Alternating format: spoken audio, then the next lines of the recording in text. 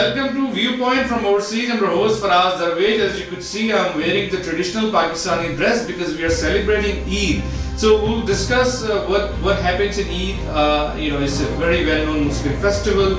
Unfortunately, in Pakistan, as we were celebrating Eid, right before the Eid, there were series of bomb blasts across Pakistan into two major parts of Pakistan. One is Parachanar, which is very up north, the area which is pretty much surrounded by Taliban militants, is very close to north and south Waziristan, and then the other series of bombing in Quetta, and there has been series of bombing in Quetta. Both of those bomb blasts were targeted towards the minority Shia community of Pakistan.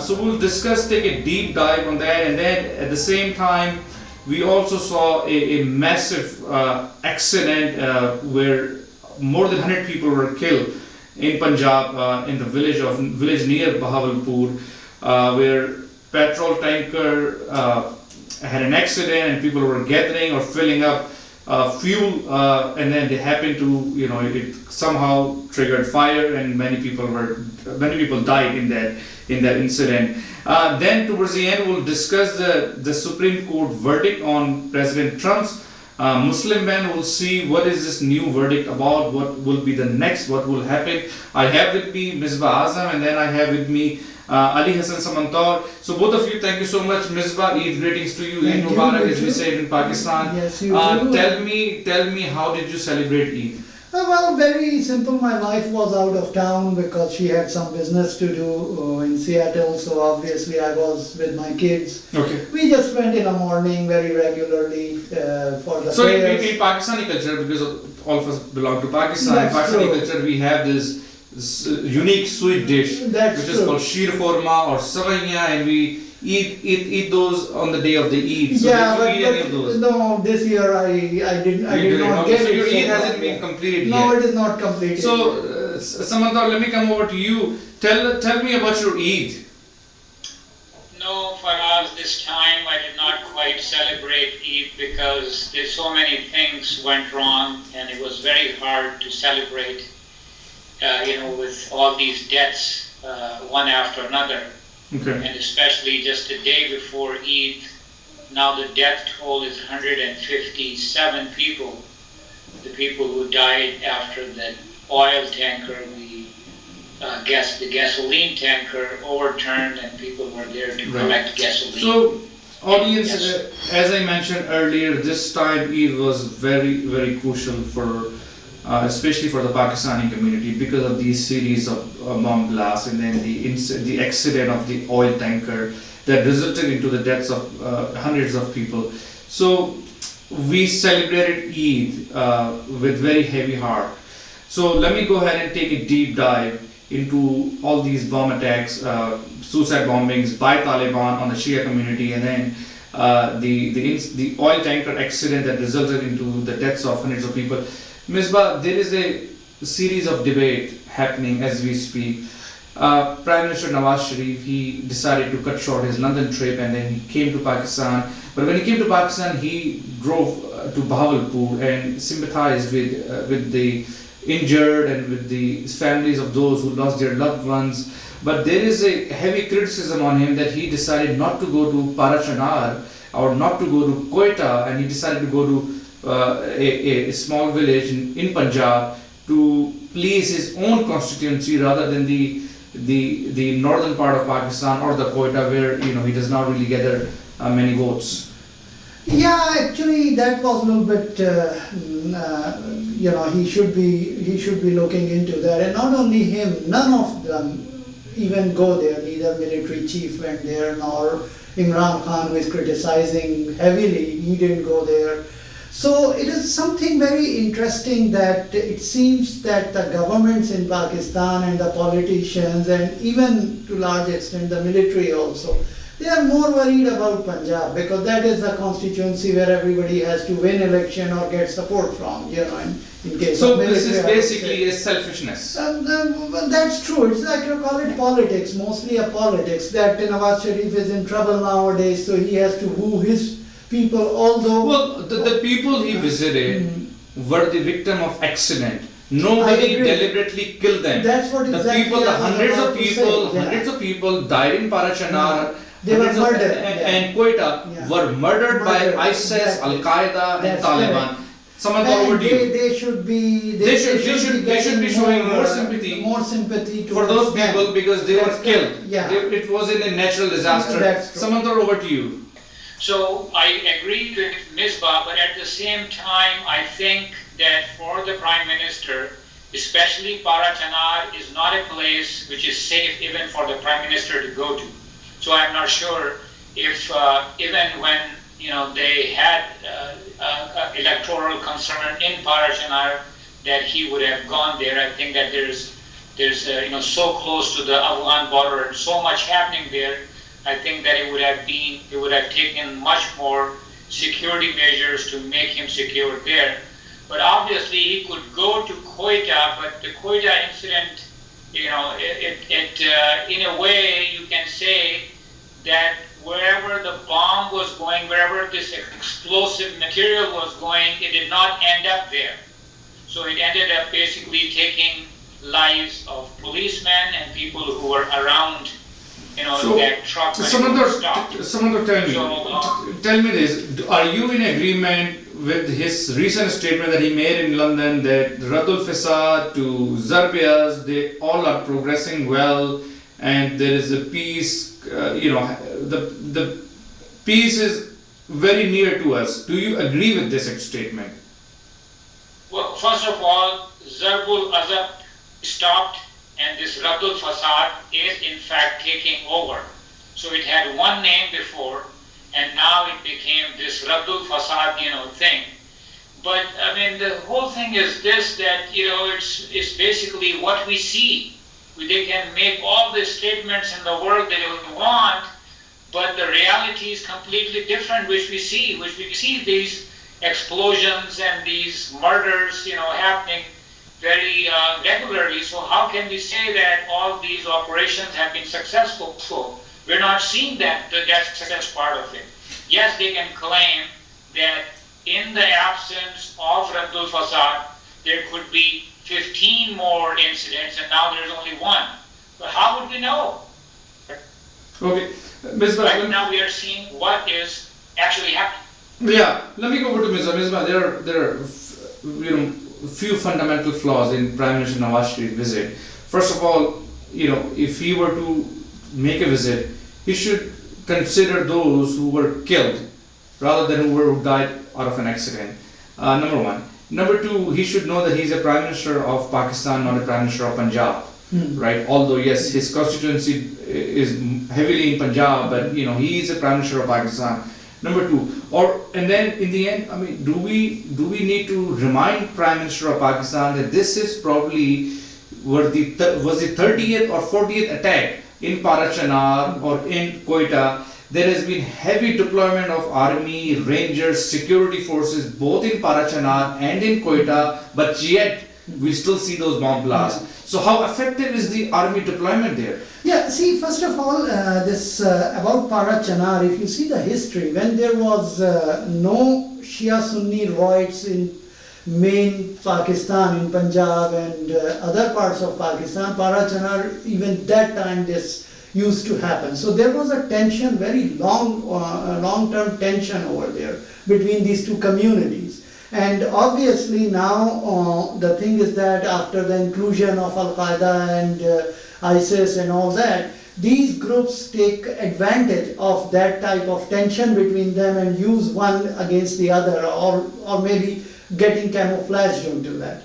Now, going back to this point that We have a heavy deployment of military personnel. That's correct. But yet we still see the bomb blast. Yeah, that's true. So that clearly shows that you cannot resolve these problems using military. But then again, this is ISIS. This is ISIS. Why can't we stop a car loaded with the explosives, and that car is able to make it through? Despite having so many security measures. That is the thing you and I are assuming. Nowadays the thing is happening, the dynamics happening over there is that there are a lot of groups who are involved in these subversive activities. However, once they do it, they put the ISIS cover on them, and ISIS is ready to accept it just to show that we are still alive. So you never know that these guys are really coming from outside or they were just inside. They were some sleeper cell inside who were doing. So basically, army deployment. We had 30 attacks previously in Parachanar, in Quetta, and we still have not been able to figure out the security measures. See, sorry to say, I mean, there are some of these groups in Balochistan, some of these groups are army's assets, you know, I mean, and I am not sure that army is really going against them. I mean, that is the way I see the things. Oh, this is very highly alarming what you're saying. Well, but it is known. I mean, this is not my personal analysis. I mean, this is the way everybody says that. Cemendtaur, you just heard what Misbah just said. Do you agree with this last statement? Yeah, the thing is that I don't have inside knowledge to know exactly if the army is supporting certain elements. But let's talk about the solution now. You know, what can be done to stop this happening again? And I see solution as there's a viral video of a local man from Parachanar saying that if we rule our own place, Parachanar, and we don't have your army, he's talking to the Pakistan army, come here, because the Pakistan army, when it comes, it does not know the area, it does not know who belongs to the area, who's coming in from outside. And this guy is making perfect sense. He's saying that if we control this area, we are responsible, we have the guns, we can make sure that nobody from outside would come. So I think that in this message, there is a message for Pakistan, because unfortunately we are slowly descending towards a failed state scenario. And if the state is failing in maintaining law and order, the best way is to have this thing as a confederation. So you will allow the local people to basically provide or take care of their own security. I think that solution makes sense to me. I think that's the way it should be. Well, that means a failure. It means a failure of security forces. Right? It means security forces can't provide the safety of those innocent civilians. Yeah, because now we are asking security people to do the policing operation. The policing thing should always be local, because police, when it's local, it knows exactly what it is happening in that locality. Yeah, see, the thing is that giving the guns, these things were tried before, like in the South Waziristan or somewhere, I don't remember, but these things don't work, because these lashkars were created and then they start fighting with each other and killing, these kind of things. See, there are some days ago in Balochistan, there was this type of incident happened. And everywhere it was being told that there are these groups who are anti-Shia groups, and Khuzdar and all that, they are flourishing there. I mean, why not military goes there and remove them from Why not kill those ideological fathers who spread hate against minorities in Pakistan? That's correct. And going back to this is where we seldom disagree with Riazak, and he's not here, but I'll say it loud. Why can't we stop all these ideological fathers who are spreading hate? We tend to blame everything on India. Hey, this was an Indian. No, maybe India is there, but India is supporting them. Yeah. It was Indian agencies using Afghanistan's land to launch attacks on Pakistan, and all of this is all done by people like Kulbhushan Yadav. But the question really becomes, why can't we stop these ideological fathers from spreading hate against minorities, against Shias, against Ahmadi? Why can't we stop them? Yeah, Why are they holding public rallies? Why are they roaming around freely in Pakistan, holding public rallies, making seat adjustment elections? Yeah, there is a dynamics to it, The problem is that chicken or the egg kind of situation here, okay. Military says, and even the non-security establishment, like a political establishment, they also believe that, as long as India would be having a big baseball bat on Pakistan's head and going everywhere in the world and doing the diplomacy with using their power, their economic strength and all that to isolate Pakistan, and all the time they say that we... And we will, So Pakistan is paranoid a little bit. okay, so difficult. we will continue to suffer paranoia because That's of this. correct. Hence, we will support all these ideological evil groups in Pakistan. They may not support, but they turn blind eye. I mean, that is the thing. They may not support. So, okay, so they don't support them, but they are not their priority. They are not the priority. They are not the priority. Cemendtaur, do you agree with Misbah's premise? Well, apparently this is exactly what it looks like, and many commentators, have similar views. So I kind of agree with Misbah Azam that there is a clear lack of, resolve to really root out this problem, and hence we continue to suffer. Hence we continue to destroy our Eid celebration. Hence we continue to see the blood of our people. So, Cemendtaur, anyhow, we discussed this topic. Looks like you tend to agree with what Misbah just said. We continue to suffer. We continue to bleed. Pakistan continue to bleed. Our economy, our people continue to bleed. I don't know when and how can we solve this problem. This looks like a highly complex and is becoming more complex day by day. And I hope the power hubs in Pakistan have some type of solution that they are working on. In last week's show, I gave a reference to Dr. Mueed Yusuf and Stephen Hadley's article in New York Times. That's what exactly they are telling the US administration. Since you did not make the Afghan policy, so think about it. That Pakistan's paranoia, Pakistan's weaknesses, you have to address that. You have to see their troubles first. Because you have to put yourself in Pakistan's shoes. Exactly, and then you have to... So basically, the other counter argument that I'm going to give a counter argument to my argument is Pakistan cannot open all the fronts.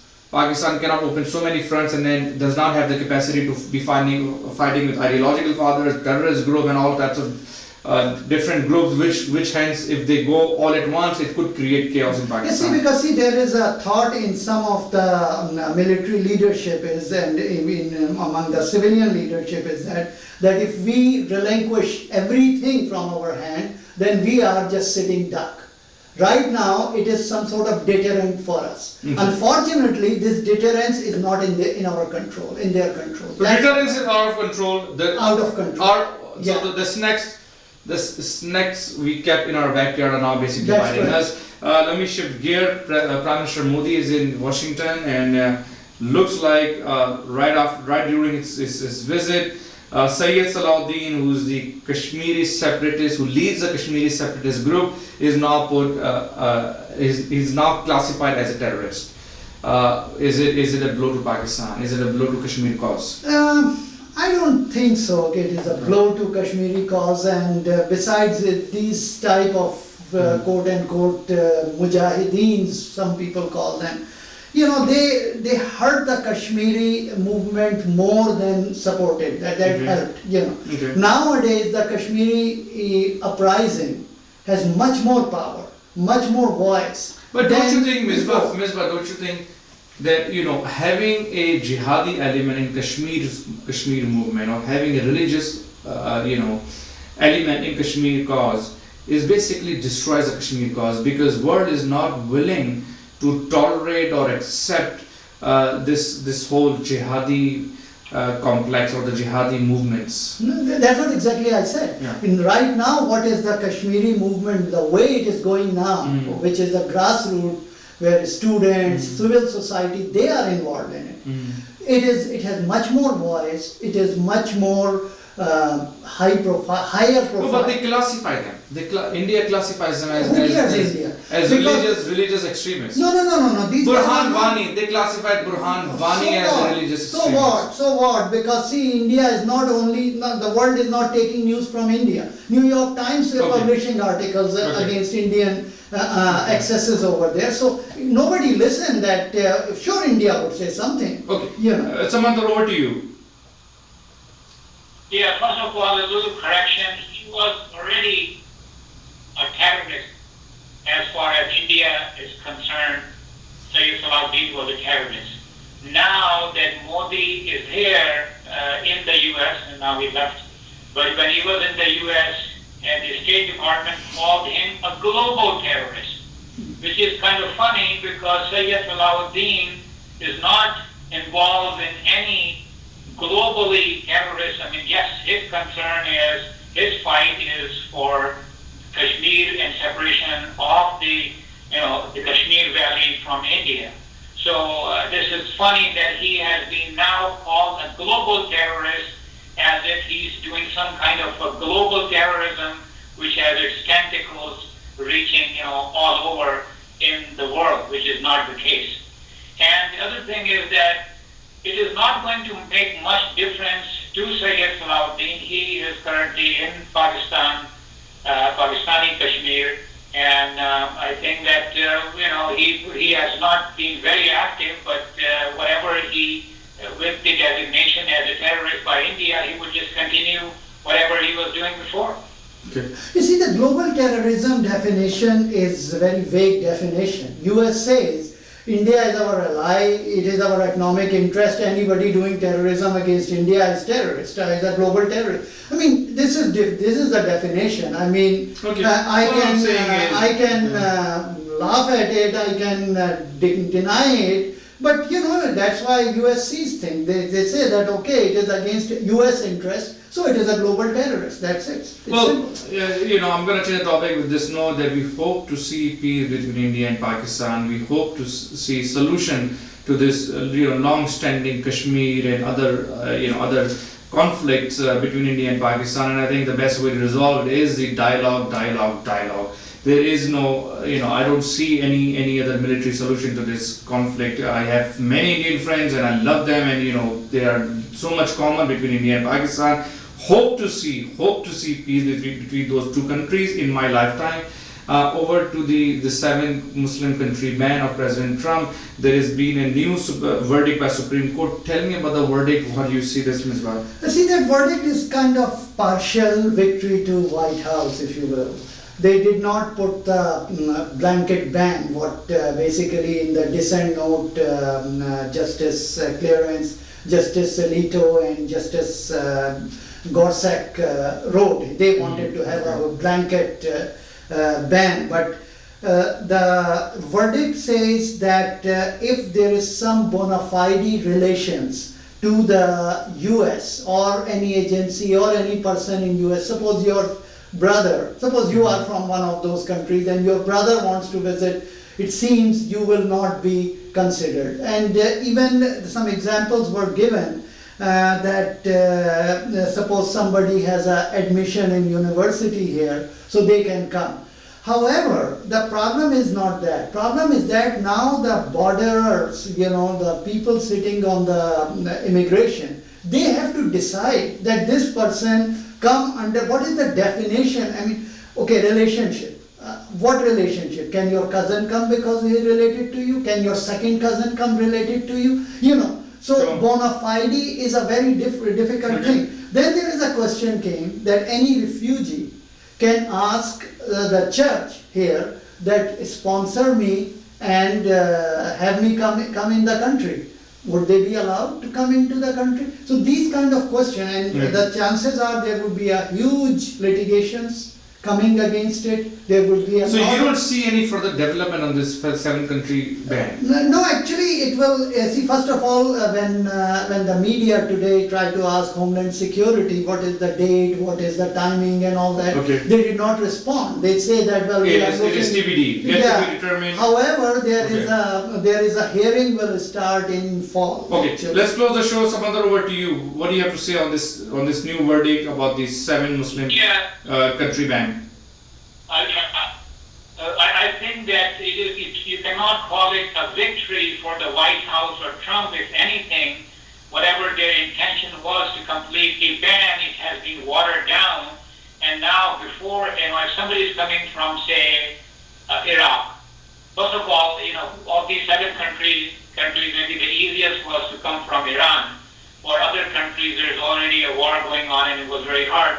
But suppose if somebody is coming and before they could be just turned away. But now there are all kind of loopholes they can play with, and I think that is what this thing has done now.